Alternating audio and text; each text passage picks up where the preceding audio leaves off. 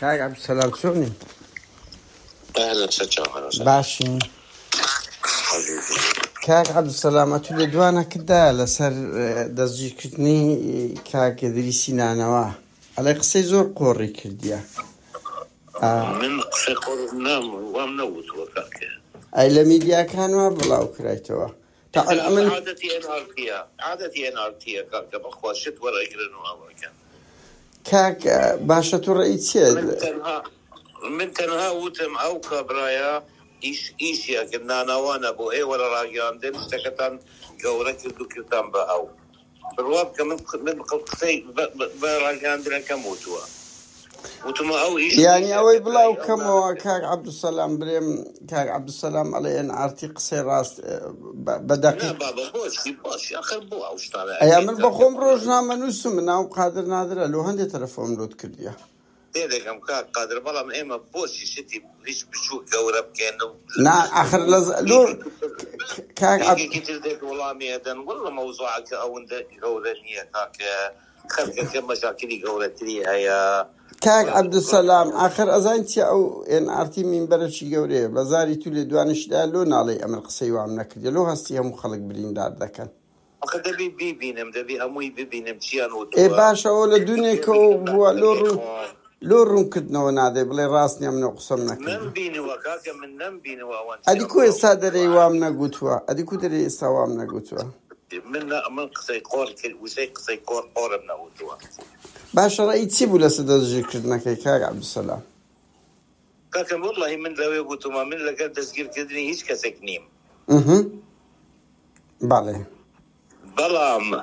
هل كسيك رخناه سنوري خوي هيا كاكا جوازي هيا من باسي او كرناكم بس وي قصدي رخناه شتيكا يا ساهر يا لهمودن يا لعراقش هل كسيك اقل تو وكند وشد بكاري هنا او ما في اي شكات لتوكد دبي اما هندجار جوازي كان بين الشتي قوره وكو ازادي دربرينو بين سنور بو اوي من ازاديه كم نابي زرر بكين تبرانبري خوم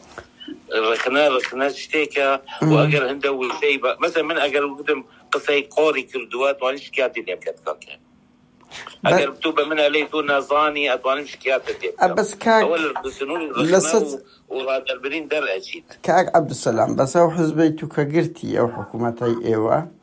بي اوي حكومتي النية كاك من شاولاتي ما وقتو تخوا من مسؤوليتهم هيا ونهي شون كادري بارتيني كاك علاقتي بونية من علاقتهم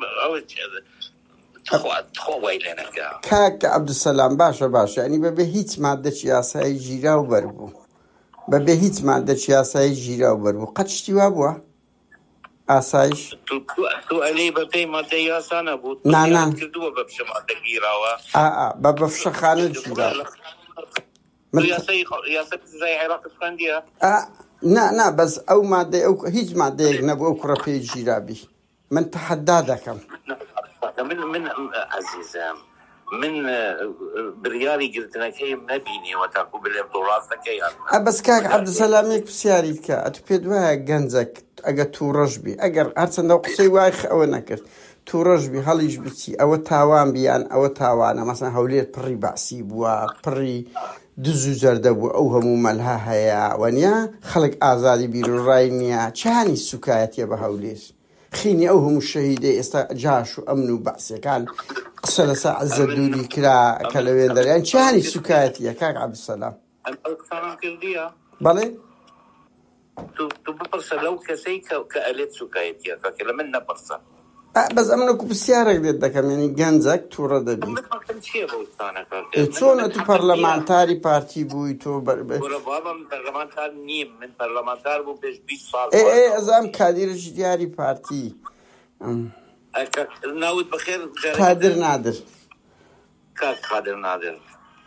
حزكي من استاذ تسجيلك كما هو وقصكي خوم عليهم تاكو منه تصبحين من تشتكينا او عزيزم خلق آزادة شيء عليت بابيلت تناطوني من بكي شاهد أو راستا راسنية من أتوانم جملة بي أو ين عرتي ئەگەر لات ئاسایی بیبزام چت گوتیە لەسەر ئەوەی ئێتو بە خۆت دەڵێ ئەمن وام نەگوتیە و وایان بەدەو بڵاو کردی بخدا دقيقة خون ببورا كاكا باشا كاك عبد السلام بيامك جيش برا استأتونا هيدا كي كأن عرتي تومت يعني تدرس كرديا أتوادنا كرديا من وين نوت وانا خير سازالي من أقصان عليه باشا زور سباس باش سرساو ڕۆژی ڕابردوو یانەوەی کە تۆ تەندێشت دەبێ خەڵک قبولی نەکە